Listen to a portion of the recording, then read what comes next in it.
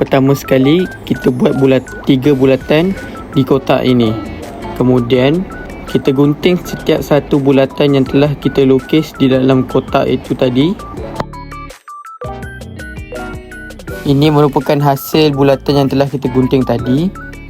Kemudian potong kotak berbentuk batang aiskrim seperti ini dan warnakan kotak berikut menggunakan warna hitam ataupun mengikut warna yang anda semua mahu.